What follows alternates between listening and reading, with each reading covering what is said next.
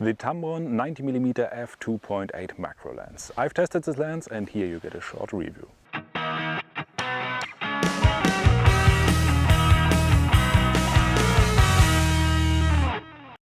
Hello and welcome here to a new video on my channel. Today I want to show you the 90mm f2.8 by Tamron.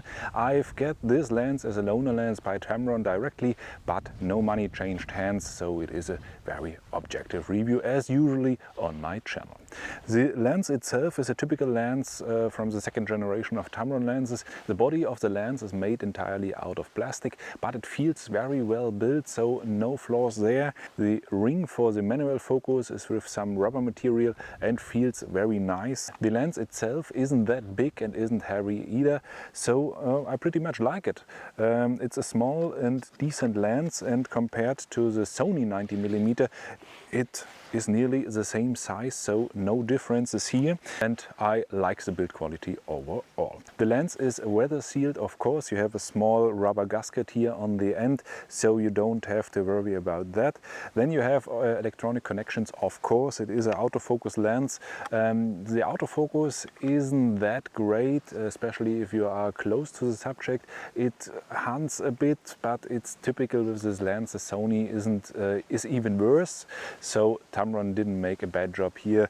It could be better, but Sony even did it worse, so it's okay. You have a focus hold button as well as a focus limiter, so you can use a full range of focus. You can use only 0.7 of a meter till infinity, or you can use the lower end, so 0.7 of a meter all the way to the closest distance, which is 0.7 of a meter all the way down to 23 centimeter. So it's pretty close what you can focus, and this is a minor problem. The minimum focus distance is right at the edge of the lens hood. So if you have the lens hood attached and try to reach the one-to-one magnification, it's nearly unusable. So you have to detach the lens hood, and this is, in my opinion, counterintuitive. So I wished the lens hood would be a tiny bit shorter, but you can leave it on and photograph as usual. But Tamron did one great thing to the lens hood. They put a small window here, so you can access your filters if you use them, like a pole filter or something like that, and can change everything.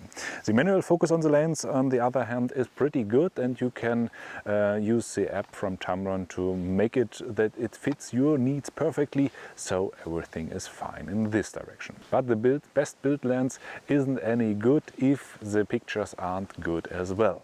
So here you have some sample pictures I took with this lens and the Sony A9 Mark III within the last couple of weeks and days. Have fun!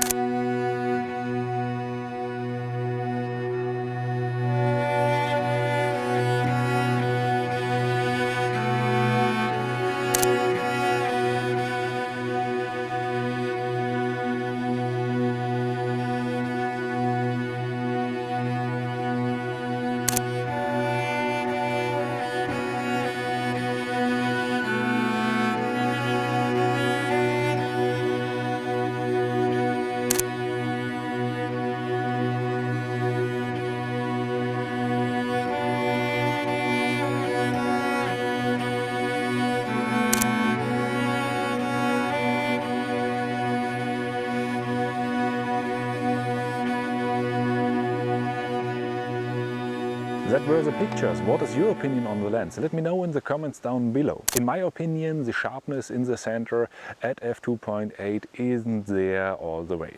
It is okay, it's decent, but it could be better, and it gets better until you reach like f5.6, f8, something like that.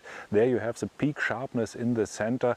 The corners aren't as good either, especially if you are at the open aperture. You see a major difference between the center and the corner.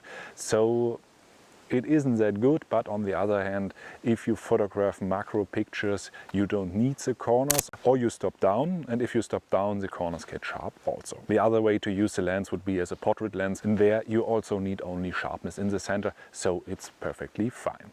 The lens has some chromatic aberrations all around the picture. If you are at f2.8, if you stop down, they get away. The lens flares are pretty well controlled. You have some, but in my opinion, it doesn't look ugly or is very outstanding. The Sunstar is okay. It has 12 peaks, so you have to decide if it's for you or not.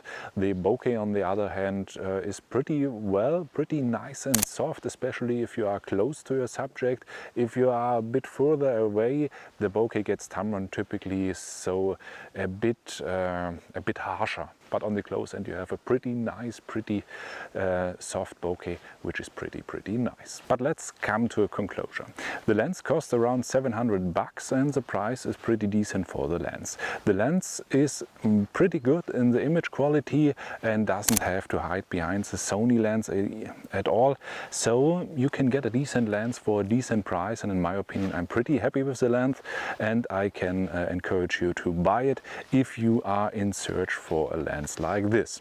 On the other hand, you have the Sony G lens, and the sharpness is nearly identical. Sometimes the Sony is a bit better, sometimes the Tamron is a bit better, but in more cases the Tamron is a tiny bit better, but on the other hand it's a Tamron. You don't get the full advantage of your camera like in shooting speeds and such things. So all in all, the Sony can be used also if it's quite old at this moment, but for every other occasions, if you don't need the shooting speeds, get the Tamron lens and you will be pretty happy all the day. What is your opinion on the lens? Let me know in the comments down below, and then I'm finished my video. If you liked it, give me a thumbs up and subscribe if you want to see more videos like that. Goodbye.